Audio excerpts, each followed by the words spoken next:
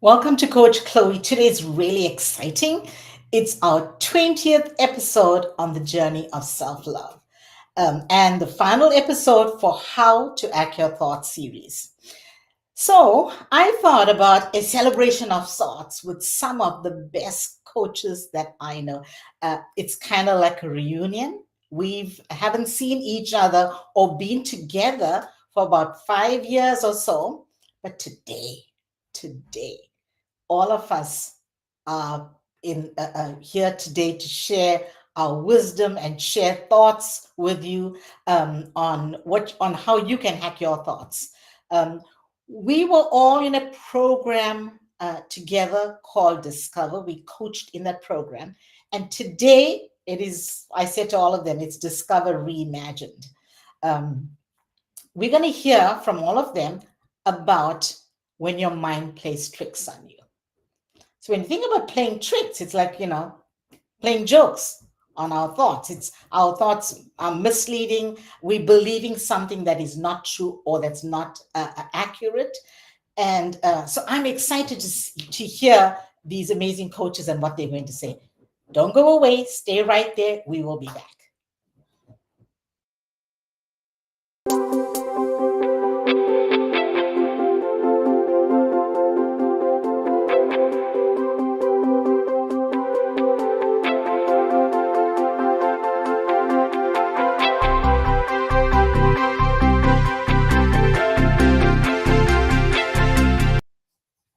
Welcome back to Coach Chloe. So today we're going to talk about when your mind plays tricks on you.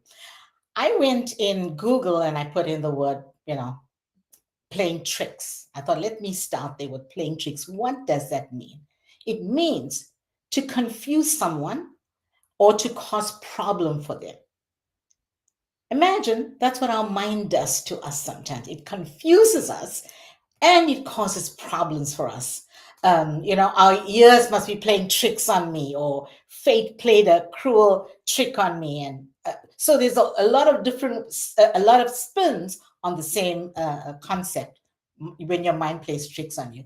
Today we have, like I said, four amazing coaches on the show: KJ, Steve Tulowitzki and Julie Davidson. You've seen them before, you've experienced them before. I'm thrilled to have all of you in one room. Welcome. Thank you. Thanks for having us. Yeah. Well, KJ, yeah, KJ, let's come on, let's do this here. Okay, right. So before we get started, just one or two words of hello, hi, and how does it feel to be back together like this? Who wants to go? Hermana. Hola, everyone. It's Wow. Julie, and I am delighted to be back with all of you. All I'm missing is my pot de crème chocolat. Well, I'm excited to be in the group, in the team, in the coaches huddle again. Um, what do we call it? We were huddling. We were Clumping. Clumping. clumping. Nope. Yes, yes. Today we can We clump. this is a official clump. Yes, this is Yeah. and so I'm so excited because I get to see some of my favorite people in the world again, and we get to play on the playground of this coaching space one more time. Hola, amigos. I am super happy to be back here with you. I think a lot of who I am was formed in the fire together with you around the fire pit with the three of you. Really, it's been remarkable the mark that you've left on me, and so I'm glad that we can come back and I don't know what four people are, but like Wonder Twin powers unite. Times two is what we're in store for. Yeah. And you know what? Just following up on that, the mark that the three of you have left on me. I can never live without the three of you in my life because you bring so much of wisdom, so much of joy, so much of reflection. You get me to reflect. You get me to challenge my assumptions and my limiting beliefs with all our amazing conversations. You all know the conversations we all have. So I'm thrilled to have you on the show with me today and to celebrate the 20th episode of the podcast. So that's just excited. Yes. Yeah. And okay, KJ, right? Yeah. We got it. Yeah. Okay, so today I thought we can talk about when your mind plays tricks on you. And just before we went to the break, I talked about how I Googled the word playing tricks, and it says to confuse someone, to cause a problem for someone. So when we do that with our mind, if our mind is doing that, our mind is confusing us, or our mind is causing a problem for us. That's pretty much what that means. It's playing a joke on us. Our mind is playing a joke on us. It's not about people anymore, it's ourselves. So how are we hacking ourselves? And I know I talked to all of you about the way you hack your thoughts, or what that is for you. But today I thought we can look at it from a coach's lens and talk about some of the individuals you've either coached or you've talked to, you've had a conversation with, that experienced this, and what was that.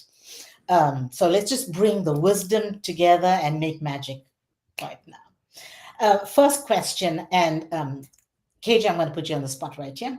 Of course. Yeah. What are some everyday ways you've seen people's inner dialogue hold them back?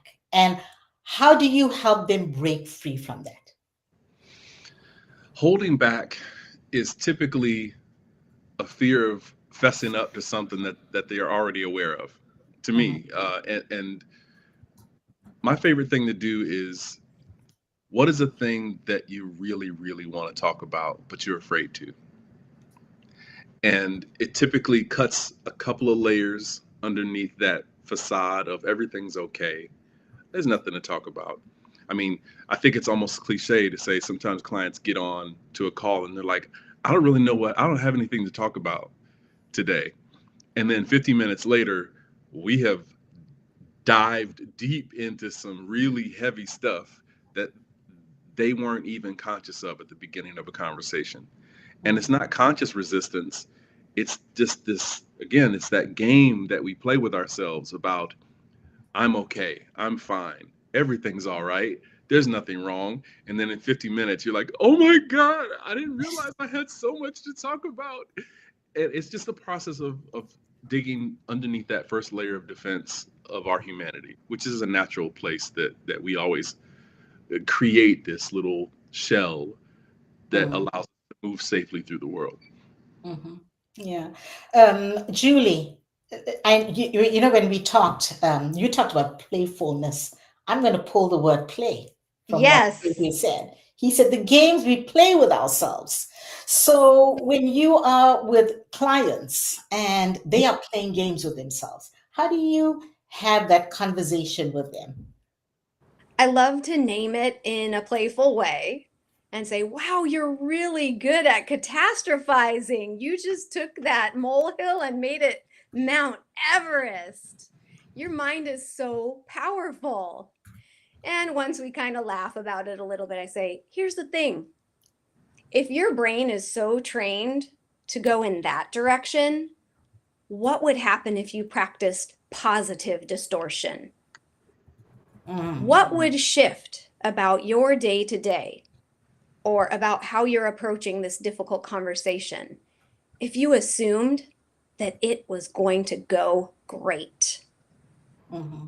And from there, a client's resourcefulness, playfulness, creativity can flow where previously they might feel really, really stuck and they might be needlessly suffering because of those tricks, because of that playing that the mind is doing without being corralled and redirected. Yeah, yeah. So, Steve, just picking up on something that Julie said, she talked about positive distortion. How do we, and I'm going to create a new word here because I know you love creating new words.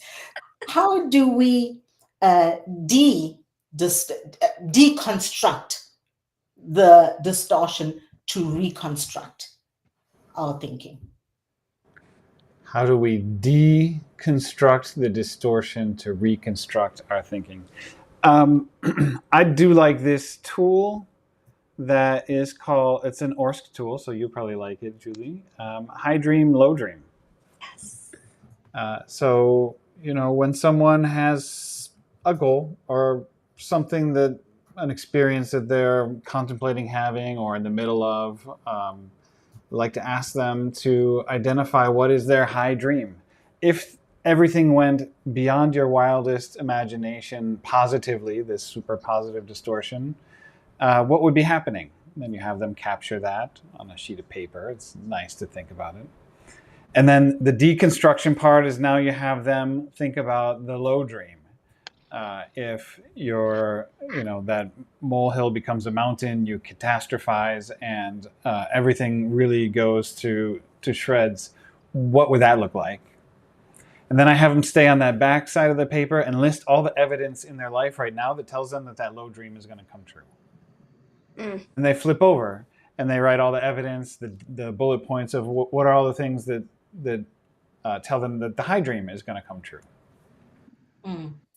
And then you can simply ask, like, what are you closer to right now? And what do you notice now? So you've sort of set the boundaries for what could happen and then ground yourself in reality. It's kind of a magical thing to do with one-on-one clients, really great to do with the whole team. Mm-hmm. It feels like you're setting boundaries, but then you being wildly imaginative.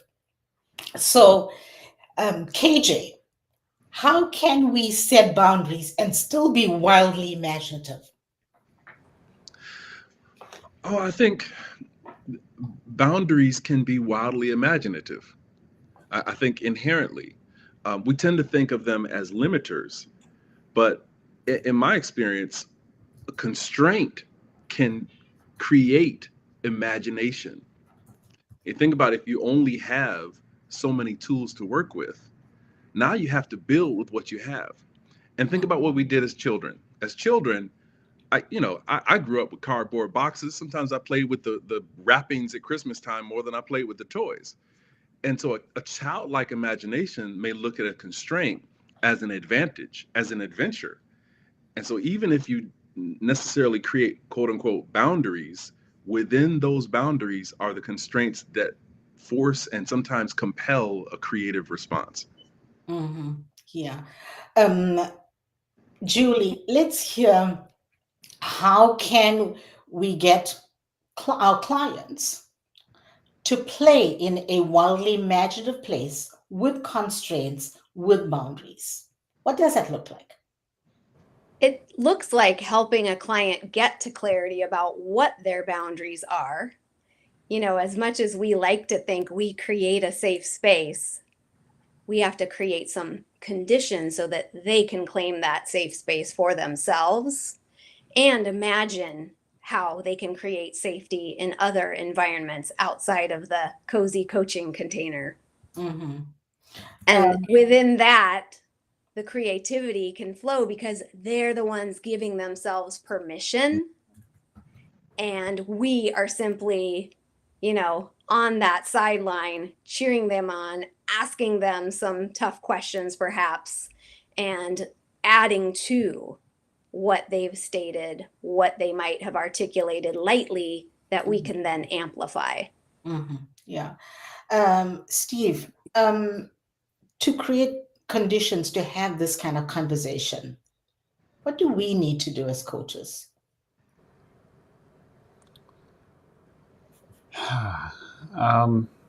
I'd like go to your happy place. I think you, after all these years of your life, most coaches know when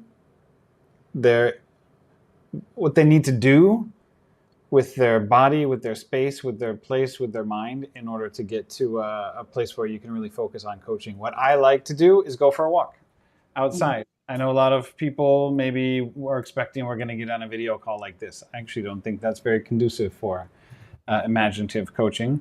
So I just give my clients a phone number. And I invite them to go for a walk. I go for a walk. I think also what you can do is be honest. I like to ask every person, how are you feeling right now? And good, bad, fine, okay, terrible, wonderful are not feelings. It's like, what are the emotions you're experiencing? And then I'm honest when I have something terrible just happened to me or something wonderful happened to me. It clouds my thoughts because it's so present with me that when I can share it with them, it takes a minute. It opens up, it models a little bit for them how they can be honest, but it also gets me in the state where we can have a good conversation. Mm. I'm going to pick up what you're saying, and I'm going to just follow that thread. There's a saying that goes, physician, heal thyself. Mm. Ooh. And we are coaching our clients, but sometimes we dealing with stuff. So what have you noticed about yourself when you are trying to create these conditions for your clients? What are you noticing about yourself? What is tough? What's tough for you? Or what's a moment of realization or awakening or revelation? KJ? Wow, I think my experience of what happens in me during a conversation where I am confronted with, and this happens all the time. I would almost venture to say every time I'm in a coaching conversation, there's a mirror going on for me in the conversation where I'm in support of a client. And the parallel path is it's such a, I expect it at this point. I'm actually surprised Mm, sometimes when it's not there, because I think it's the mutuality of a coaching conversation that creates the momentum and the power of the coaching mm, transformation. It's not that there's any superiority or answers in me. Um, Shoot, sometimes I don't even know what the questions are going to be until I'm in it, and I'm mm, wondering about the question myself. And the questions that come to me for me are also the questions that I ask my client. So there's a deep synergy, and I think there's a lot of research by the Heart Math Institute around these mm, fields of energy that we interchange in relationship, and these are not bound by distance. These are energetic fields. So I can be in a conversation with somebody. I'm sitting in Costa Rica and they're sitting in LA, and that same field is taking place because we are sharing an energetic space. And mm, so the challenges that I'm facing are almost identical, if not exact, to the challenges that my client is facing. And we would not have talked about them prior to that conversation. It's very magical. And it's always something that I reflect on afterwards, because I realize the very thing that we discussed in service of them addressing their challenges, I can now bring to myself in my own, which I think mm. is a super powerful uh, practice of mutuality. Yeah. And how do we separate magical from coaching? We can't. We can't. It's Try as you might. inapproachable. Try as you might. It's magical. Those moments that happen in the conversation, we surprised at those moments as well. Um, Julie, what about you? Physician, heal thyself. What about you? I know that when I'm feeling any strong emotion, whether it's on the positive side of the continuum or negative, that I like to take some extra time before and after sessions to do clearing and to just get present for my client. And, as KJ mentioned, there can absolutely be parallel process happening. And all of us as trained coaches within our first weekend or module of curriculum, we learn that evergreen skill of self management. And I like to say I have the pleasure of practicing self management every single time I get on a coaching session because I have that bubbly, vivacious personality. I'm like, oh my gosh, if you were just like a friend that I was meeting for coffee, I'd be very much engaged in, girl, that happened to me too. And as coaches, we understand that relatability is not the same as in a friendship container. And so that magic and that synergy can be happening. And I like to channel it and fuel the kinds of questions that I ask and the space that I hold for my client. Yeah, yeah. Steve, what about you? I think it's remarkable to have a vocation, a profession, a way of making a living, which is actually healing yourself. Like the image comes to me of maybe the kettlebell trainer, right? When you're teaching the other person how to use a kettlebell, you're getting to work out yourself. Mm. Coaching is kind of like that to me. I agree with what's been said. I think, we're all connected.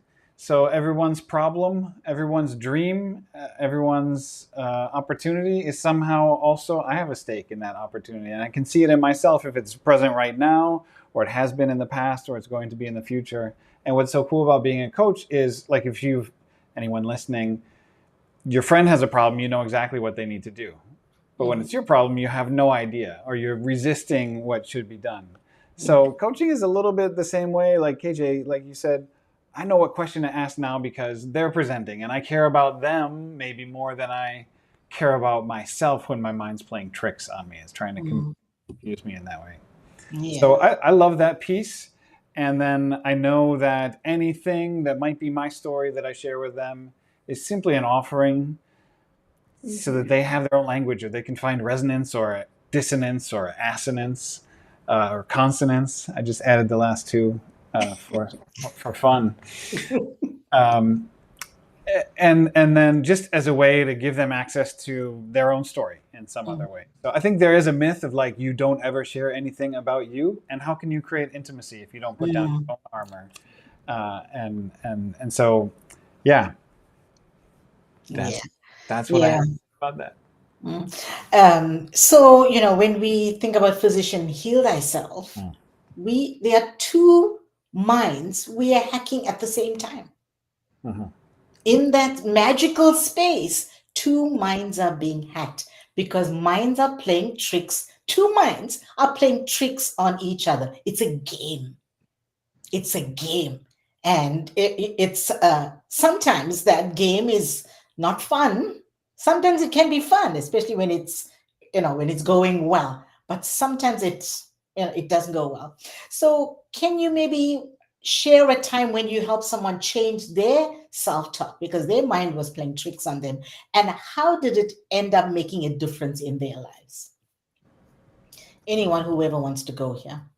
I'd love to jump in on that. I'm a big fan of having people take different geography or a different physical stance in the coaching session. So, Steve, definitely taking your suggestion to walk, even though I'm a fair weather exerciser and winter is coming. And even when we're in a, contained space with four walls, it's possible to really change up someone's experience and someone's perspective in a pretty radical way just by having them move around the room, experiment with what it feels like to sit in a different chair, to stand, to take an asana from my yoga practice, to lay down. What does surrender look like? And that can really unlock the body wisdom that in turn can unlock that trap or trick that our mind is playing on us. Oh my goodness, Julie, I love that. Laying down, and what does surrender look like? Oh my goodness. I just a visual, the visual of laying down, and that's it. Whatever's going to happen, let it happen. What I love so much about that, Julie and everyone, is that client's going to remember. Oh, shit. Time I was laying down in the office, or, if it's in their house, every time they walk by that place where they were laying down on the floor, this insight, this intention, the takeaways from the coaching, the magic is going to be available to them in that space. Yes, they have a touchstone. I know, I just moved to a different town, but in my old town, I have people's stories. I have little things that happen with my clients at this street corner and at that Noel and at this coffee shop, it's like those people's stories are reside all Yeah. Mhm. all over town. Yeah. Yes. I love that. Yeah. And, laying down or doing something out of the normal is memorable. It's an experience. You want them to feel it somatically. What does this, Hmm. what is this? So Hmm. they don't forget. Because just words sometimes it goes in, comes out. How many conversations we have all day long? We're Right. talking all the time. Obviously, coaching conversations are very impactful, but bringing that somatic awareness and tying that to some mind shift or behavior or some emotion, that makes the difference. Um, I had a KJ. Yeah. variation on that geographic shift to something that's called voice dialogue, and I've Mm. seen it called some other things over the last couple of years, but I discovered it as voice dialogue through Hal Stone, I believe is his name, Mhm. and Hal and Sidra Stone, and in a similar circumstance, I had one client recently who was just going through some really difficult stages of life transitions and a lot of regrets, and she was having some serious mood swings. And as I observed her, this is all over video, I asked her to pull up a chair, and she pulled up a chair next to her, and she was like, what are you doing, KJ? And I said, well, I want you to invite your younger self to sit down next to you.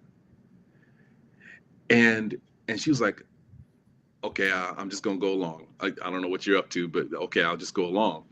And I said, well, I want you to have a conversation with her. I want you not to look at me. Don't look at me. I want you to look at your younger self sitting next to you, because she's sitting right there next to you. And I want you to tell her what she needs to hear right now. Mm.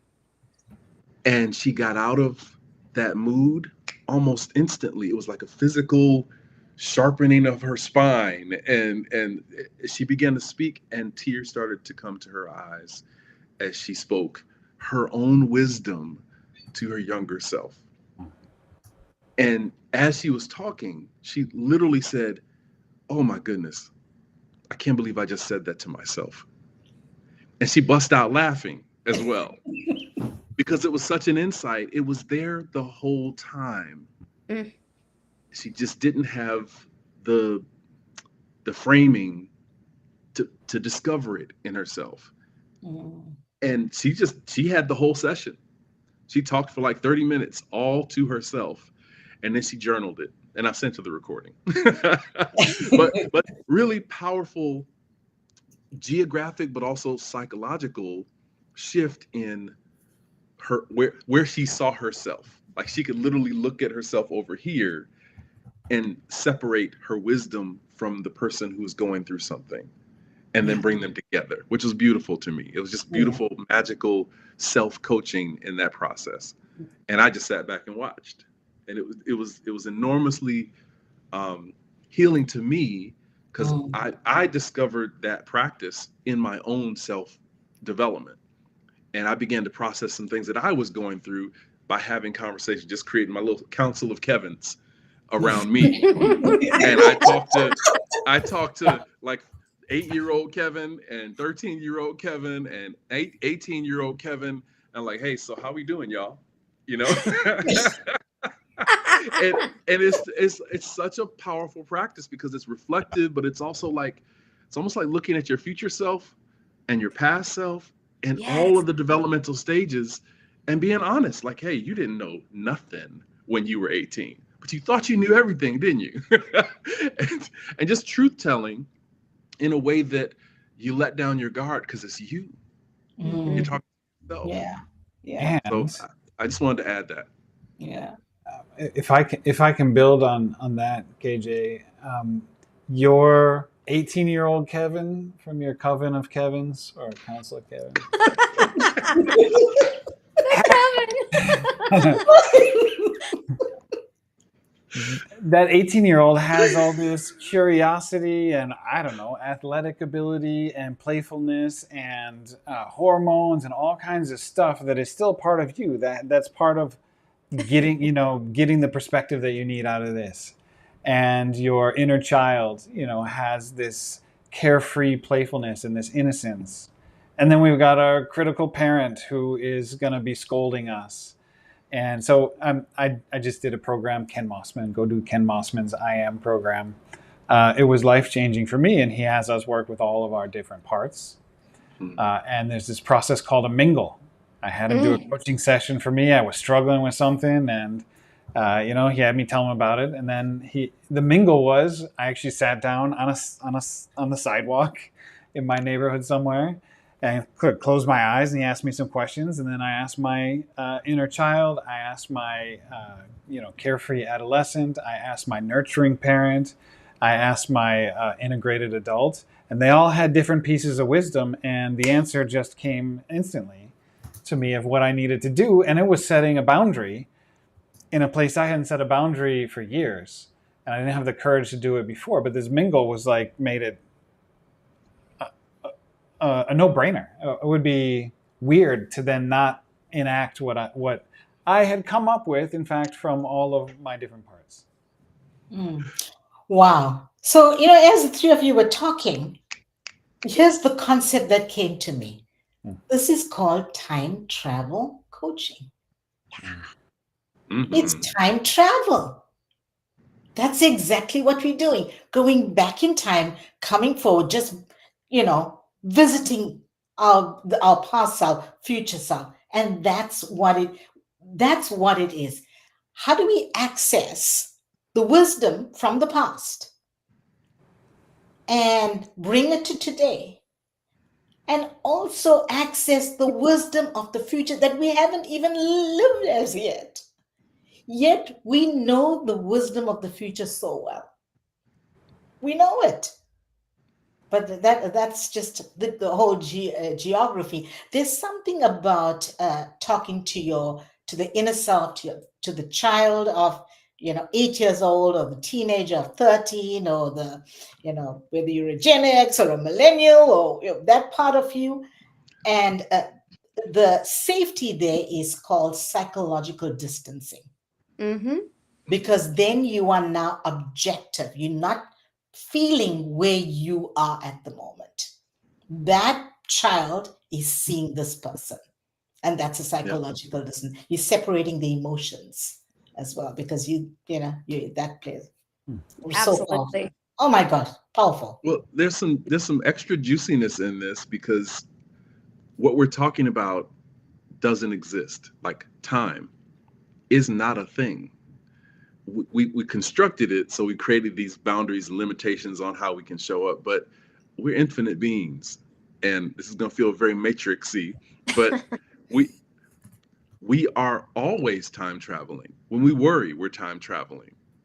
When we vision ourselves, we're time traveling. When all these things are us playing on that continuum that we call time, but we are in the future. It's what allows us to create ideas. We are in the past. It's what allows us to stay grounded. And so there's this constant tension of being that we're navigating as coaches, but also we're ushering our clients through those moments of recognition of who do they want to be. Yes. Well, you know that. You know who you want to be, right? Yeah. And we can also help them differentiate from where they're hitchhiking through the universe and where they're driving the damn DeLorean. Oh my goodness. Yes. I had to get my little I love that. future reference in. Yes. Hitchhiking. McFly. McFly. Yeah. There you go. Oh my God. That's okay. Let's stay with hitchhiking for a while. I can't let it go. I can't. I'm sorry. Well, let's stay there. When a client, and I want to tie two things that I heard here before, and let's throw this at Steve. Okay. KJ, you talked about we being infinite beings, right? And Julie, you're talking about hitchhiking. Steve, how do we get our clients to be infinite beings by hitchhiking? There's this really cool model. I just like models. It's also an ORSC model. The 3 layers of reality. I might call it different things. There's 3 realities that 3 channels, if you like, that are always present, and you can switch, hitchhike if you like, or zap or DeLorean ride between. And I was just thinking, as you were talking, KJ, the base one, they call it your sentient essence. It's a fancy word, but it's your essence. If it was a company, it would be the logo. Like, you just know what it is and you feel it and you see it, but it's ineffable. There's not really words to describe it. That to me is the timeless version. There is no past, present, future. That's just the is of what it is. And then the next layer up is one of my favorites. They call it dreaming. And I think this is really hitchhiking. This is where anything's possible. And without dreaming, what's possible doesn't actually get realized. In the middle of the sandwich, we got that consensus reality. Yeah. So, and then Right? at the top, right, consensus reality is the top. So I think like people talk about Einstein time, where you just make it up. I think Gay Hendricks talks about that. It's all relative. It's not really here on the clock. It's like, I got time to just be with, there's 2 minutes left in this session, and I got time to change your life, or for you to change my life. And when you get into that dreaming state, that Einstein time, it happens. And then guess what? You weren't late for the meeting. You got there right on time. And then there's consensus reality, which is we've got 35 seconds left. I have another client waiting for me. This is Newtonian time. This is what you need to like bake a cake and not burn it. So it's really, I think if you can get yourself and your client to recognize that there's sentient essence, there's this oneness, there's no time, it's just who you are and what you're meant to be and all of that. And then you have a time to dream. This is where high dream and low dream comes from. That's time hitchhiking, and then we're all going to meet you at the consensus reality. And there you're going to have homework, and you're going to, hopefully pay the invoice that comes to you and all that stuff. So let's go. I want to talk about our clients. How do we get people to stay in a positive place in their self-talk? If we're doing it in a way where they're walking away at the end of the session and it's like, yeah, I'm locked into this positive self-talk. I'm aware of when my mind is playing tricks, and I can lock into that. How do we get people there? How do we make that happen? I'm cautious about saying I can make it happen, right? It's very much about creating the invitation and shining a light on the path. And from there, they can decide if they're going to go fully down the path, or maybe they're just going to pick up a handful of soil and say, okay, that's gritty, that's real. I get that perspective. Mm-hmm. And you know what? I still feel like crap. So, okay, great. Get down on the ground again. What's in the crap over there? Really, like, let's not shortchange our clients' emotional experiences and range. And I'm not suggesting you were going there. I just know for me, as an extremely extra positivity person, I can occlude and obstruct my own emotional range because I don't want to feel those ooky feelings. Mm-hmm. Yeah. And I think that there's a kind of cleanliness and a rigor that my coaching practice brings, where I'm constantly being reminded, let them go where they will. And shine that light, play with perspective. And sometimes there's just not play in them. you know? Yeah. Mm-hmm. So, especially with my female identified and born female clients, there are so many messages that we're receiving. We are bombarded with these messages to not feel our feelings. Feelings aren't safe for us, let alone for the people we care about and that we need to impress and be okay for. Mm. So I absolutely stand on the ground of it is okay to not be okay. And this is your space to let loose with that not okayness. Because you know what's on the other side of that? Okayness. Yeah. Mm-hmm. And you know what? There is no silver bullet. There is no silver bullet. We don't know. In every session, we don't even know what's coming. And where we're going, we don't even know. We don't even know what's going to trigger us as coaches and where our mind is going to get, it's going to play tricks on us, not just this. So being okay to be not okay. So here's another question, and KJ, I want to put this I, question I to would you. I would posit something though Okay. in that same light. Um, if there is a silver bullet, if there is one, Mhm. it is yielding to the process of elimination. Mm. Mhm. I say elimination in the most risque possible interpretation of elimination, Like number which two? is number two. Yes, Yes.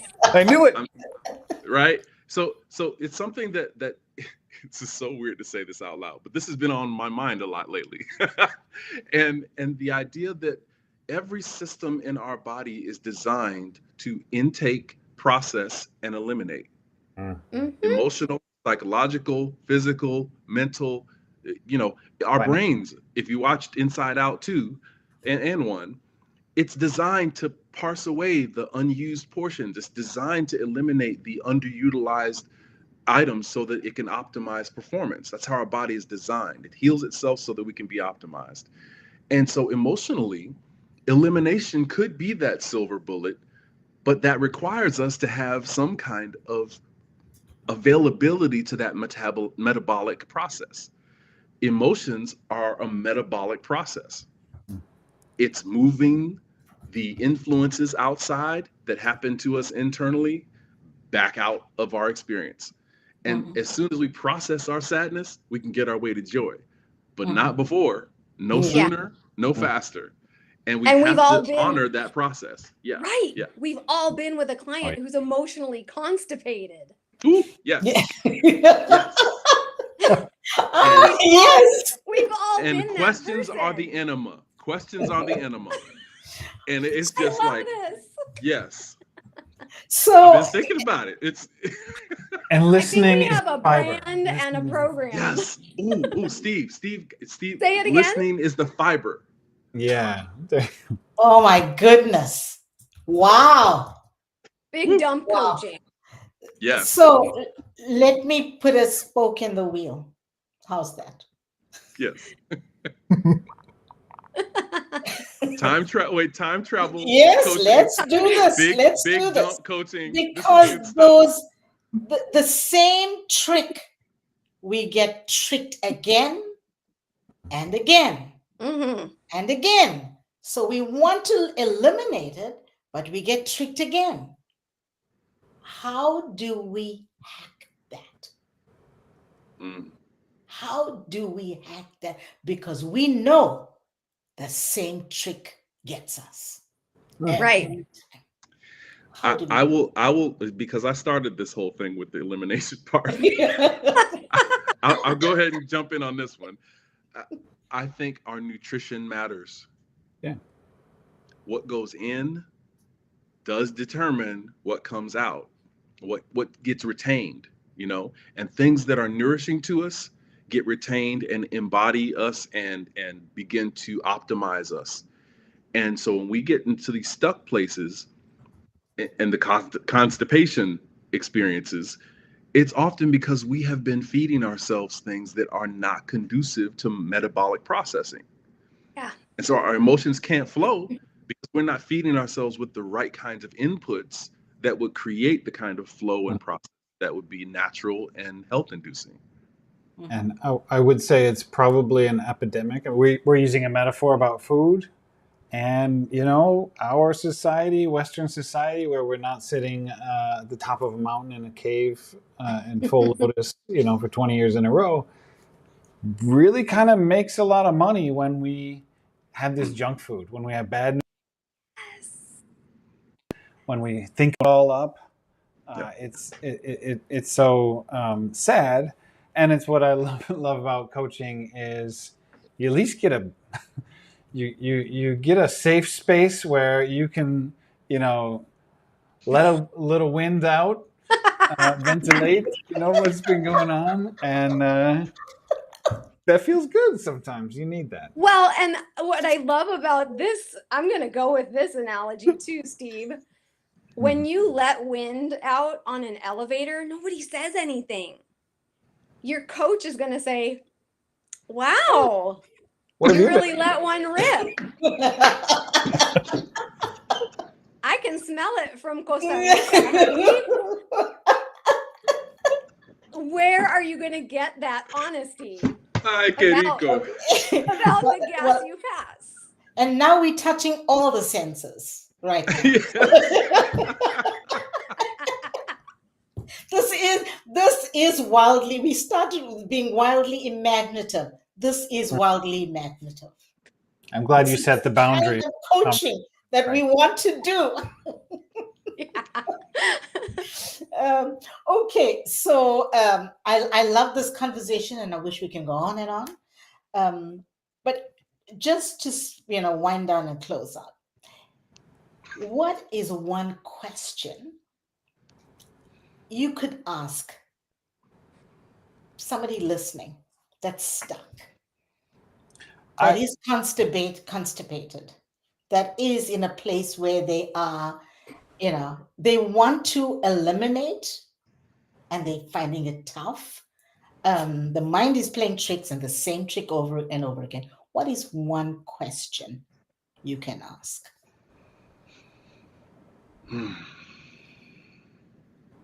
I'll offer up a question that was posed to me by another coach at Discover that we know and love. Kendra, what's keeping you from just shitting the bed already? I came to her time and again like, oh, what I might do, and I'm so nervous about, and what will they think? What's keeping you from shitting the bed already? Yep. Clearly it's wanting to happen, kid. I think there's so much power in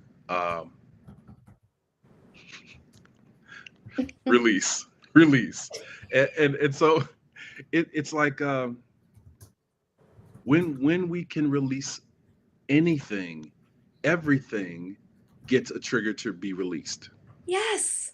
And it's a miracle to me how that happens. I can't believe I'm sharing this. I was on an ayahuasca retreat a couple years ago in Costa Rica, and one of the things they talked about, and one thing, if you ever do ayahuasca, and you'll hear a lot of these testimonials, is that you're gonna throw up the ayahuasca in most cases, not all cases, but that's a form of elimination. Yeah. So is sweat, so is crying, so is yawning, so is farting, and so is shitting. So all of these ways that we are naturally inclined to release, but all it takes is one form of release. It doesn't even have to be any one of those physical forms. If you're releasing something emotionally, the tears are going to come. You don't have to. I mean, the emotion comes first, then the physical. So it's what does release look like for you? And it may be something that they're physically resisting and emotionally resisting, and just takes one release to start a domino effect. Oh yeah. Which is a callback to another one of our friends, Julian. First about domino. The first domino. Yeah. Yes. Well, this is Discover Reimagined. About the last domino. I'm thinking of the silver bullet. How you said there's no silver bullet, although KJ has shared with us his thoughts on that. I think it's pronounced inside out number 2, by the way. Yeah. But when you ask, like, Chloe, what's the one question? I should have let that one go, but anyway. What's the one question? It's kind of makes me think, what's the silver bullet question? And I think it could be anything. It could be, Taylor Swift, are you okay? It could be, what do you really need? Michael Bungay Stanier, what's the real challenge for you here? The awe question, and what else? I love to ask at the end, like, what was most, this is yours, I got it from Chloe. What was most useful for you from our talk today? I think it's just, the question will come when you are present and you're occupying these 3 levels of reality, and the client is there, and the setting is right. It almost doesn't matter what the words are, but the change will happen, the release will happen, the magic will happen. Yeah. Well, True that. these are a lot of silver bullets. These are a lot of silver bullets. There is no one way. There are many ways. And just right here today in our conversation, we brought all our thinking, and it can be done in so many different ways, whether we're playful, whether we're laying down to surrender, whether we're doing the voice dialogue, whether we're mingling, whatever, whether we are accessing these infinite beings who are us and our clients. How are we doing that? Hitchhiking, whether we are in, the 3 realities, where are we? And what is, if there is a silver bullet, and sometimes the silver bullet changes. I know, like, sometimes, like with me, if I'm trying to hack a thought, or my mind is playing tricks, I try to anchor down on one thing that's going to help me, something simple. Yeah. And after about a month, I get so immune to it, it doesn't have its power anymore. Then I have to find the next thing, Steve, I think you wanted to say something. Oh, yes. If there is a common thread amongst all of the hacks that we talked about today, it's connection. You can't do it alone, and if you think you can do it alone, it's because somebody else taught you how to do it alone. So they're there with you, or it's the book that you're reading, or it's a thing like this. But, like, if there's a silver bullet, it's just be with somebody else. Amen. Yeah. So, to close it, I'm going to ask you all to share your closing thoughts. There's a lot of people listening, and it's, not just on YouTube, but on different platforms as well. So what is your wisdom that you want to leave?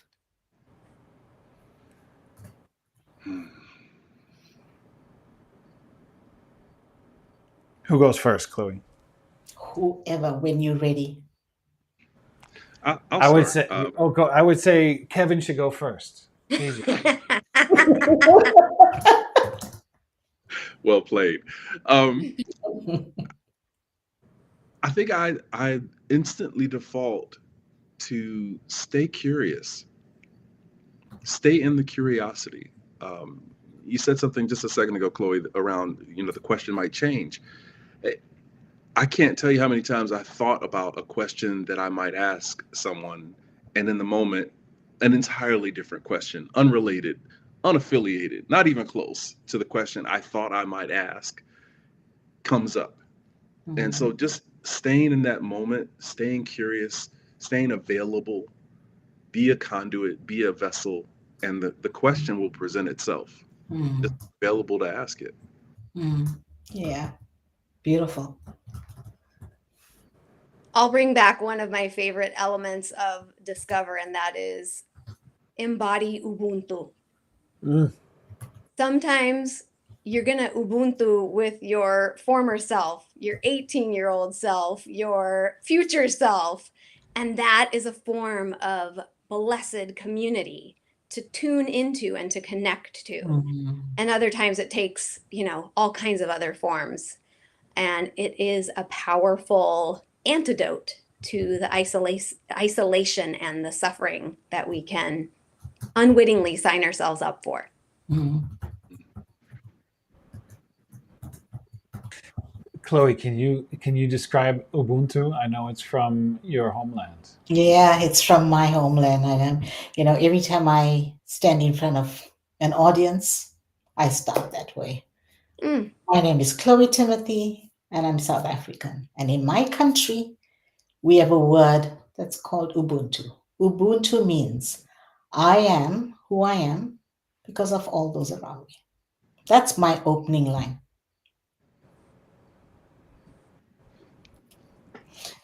So, Steve, let's hear. I think if I ask myself what was most useful from this conversation today for me, just the joy and love that is here in our conversation. These are not my words, but if you do what you love, you'll love what you do. Yeah. Yeah, so I love all of you. I am me because of you who are around me, and that includes everyone I never met who might someday watch or might not watch this conversation. Okay. Well, thank you all for, yes. Gracias. Yes, we have to end that way. We started there, we ended. We have to close the loop. Thank you all for being on the show. We're definitely going to do this again. There's so much of wisdom here. And we can make such a difference in the world. Thank you. I'm ready. Yeah, I mean, Let's do it. there's something happening here, and I can feel it like this. I'm feeling something. I got Um, flux capacitor in the shop, but it should be out soon. yeah. Where we're going, we don't need roads. We don't need it. We hitchhikers. Yes. So, KJ, from KJ, we had stay curious, be available, be a conduit. From Julie, just embody Ubuntu, tune in, and just stay connected. From Steve, there's joy and love in conversation. And if you do what you love what you do. So I know there are many silver bullets, and there is no silver bullet because there are so many silver bullets. And to all of you listening out there, take what is meaningful to you. Take what resonates with you. What in all of the conversation that you heard, it will help you when your mind plays tricks on you. Because sometimes it does, and we don't have control over our thoughts a lot of the times. Sometimes thoughts happen and we don't even know we're being tricked. So being in a place of awareness of are my thoughts serving me? Like I always end our shows, your story is changing, and you are the storyteller of your story. Only you can build your story. Your story are your thoughts. Your thoughts are your self-talk. And what you tell your brain is what your brain remembers. So here's what really matters. Who you are becoming is greater than who you were before this moment. So please go ahead, click in the chat, and let us know what your thoughts are. We the four of us will definitely be back for our next series. We launching something wonderful, something that's exciting, and it's a gift. So big surprise coming your way. Have a wonderful week, and we will see you soon.